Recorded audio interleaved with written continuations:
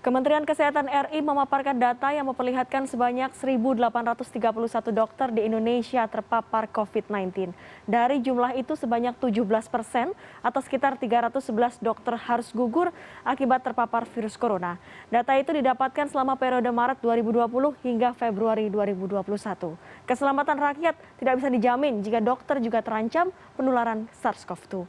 Untuk membahasnya kami telah terhubung dari luar studio dengan Dr. Daeng M. Fakih, Ketua Umum Ikatan Dokter Indonesia. Halo, selamat pagi, Dok. Selamat pagi, Mbak Dea. Apa kabar, Dokter? Baik, alhamdulillah sehat. Alhamdulillah, Dokter. Ini 1 tahun tepat ini ya kita dilanda pandemi. Bagaimana sebenarnya kondisi real para dokter di tanah air, tidak hanya di kota besar tapi juga di daerah-daerah terluar, Dok?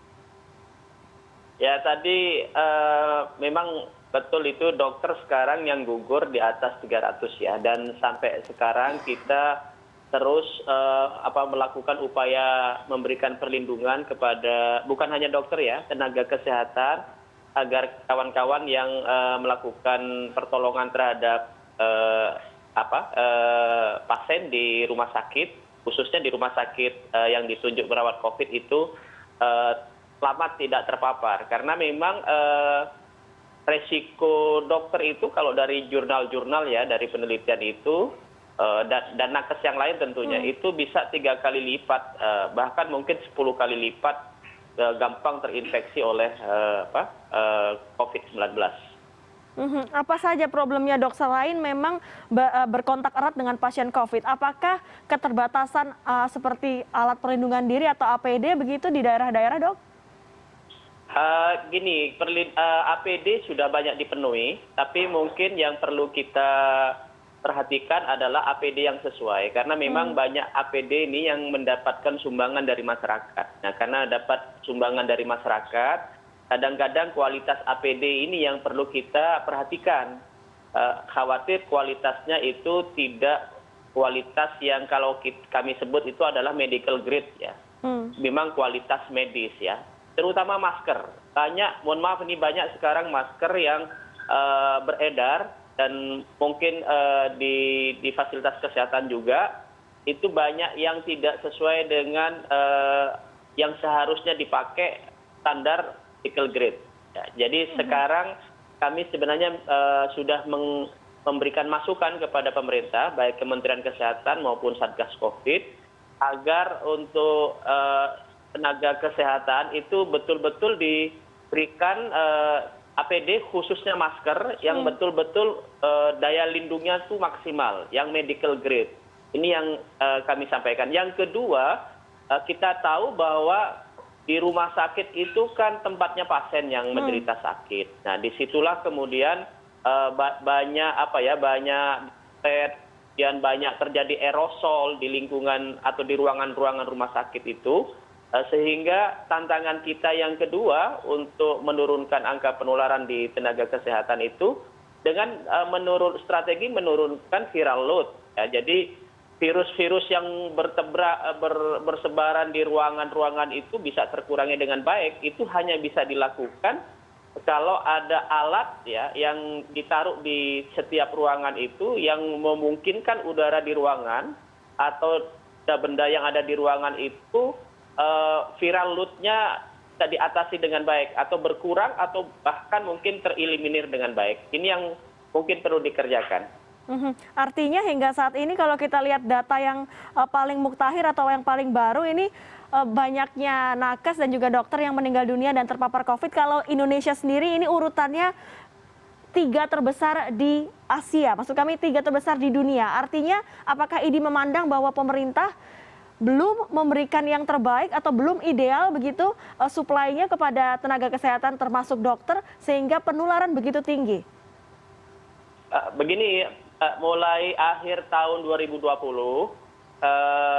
Ikatan Dokter Indonesia bersama organisasi profesi kesehatan lain ya seperti PPNI ya, kawan-kawan perawat, kawan-kawan Ikatan Bidan, kawan-kawan Persatuan Dokter Gigi, Persatuan Analis Kesehatan atau PATELKI dan kawan-kawan profesi yang lain itu sudah berdiskusi dengan Satgas COVID Nasional dan Kementerian Kesehatan. Nah, memang mulai akhir tahun itu kita menyatakan kematian nakes itu masuk dalam kategori emergensi juga. Sekarang ada bersama-sama kita melakukan perlindungan nakes itu, dan di Satgas alhamdulillah sudah terbentuk bidang khusus perlindungan nakes. Nah, dari bidang khusus ini kemudian kami mengeluarkan sebuah headline khusus untuk nakes untuk menolong kalau nakes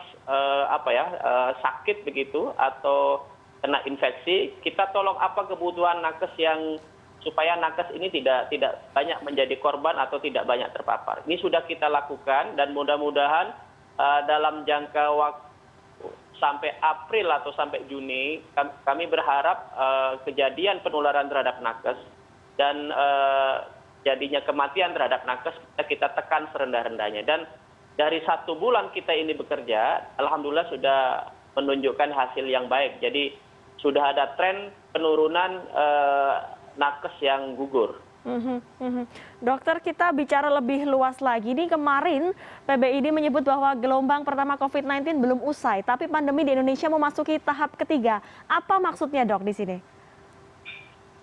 Jadi begini, memang kalau kita lihat ya, mestinya kalau dikatakan ada gelombang lain itu, gelombang yang pertama itu sudah reda, sudah landai. Kemudian muncul kasus baru yang mempercepat peningkatan kurvanya ya. Tapi ini belum terjadi ya.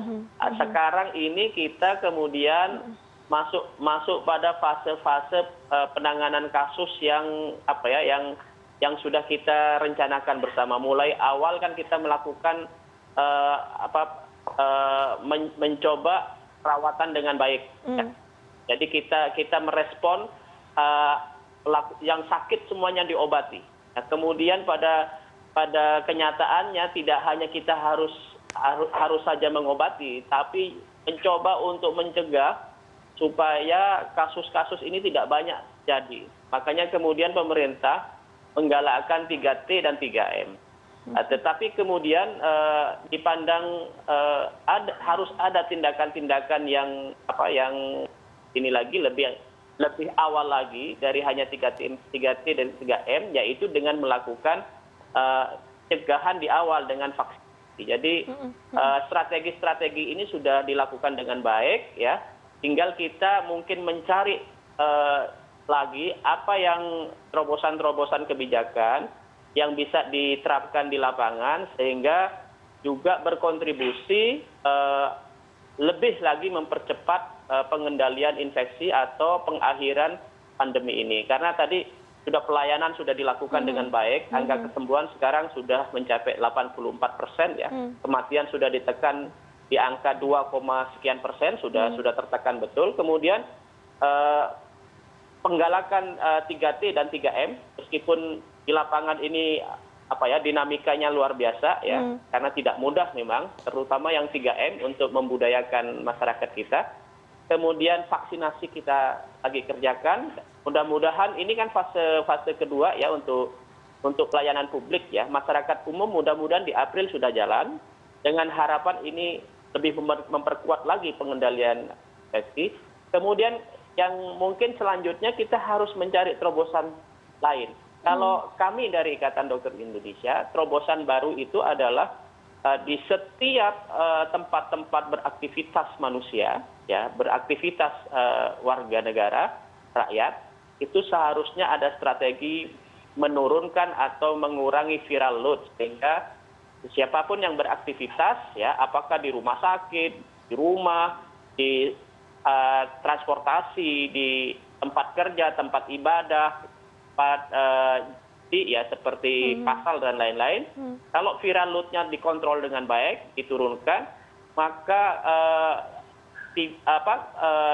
infeksinya itu tidak akan mudah terjadi terhadap orang-orang yang beraktivitas di situ. Kayaknya strategi menurunkan viral load ke depan ini harus menjadi pilihan bagi kita untuk memperkuat pengendalian infeksi dan pengakhiran pandemi. Baik. Semoga usaha dari masyarakat, pemerintah, dan juga tentunya para tenaga kerja tenaga kesehatan maksud kami dan termasuk dokter ini bisa berhasil untuk bisa mengakhiri pandemi. Terima kasih Dr. Daeng M. Fakih, Ketua Umum Ikatan Dokter Indonesia sudah bergabung bersama kami pada pagi hari ini.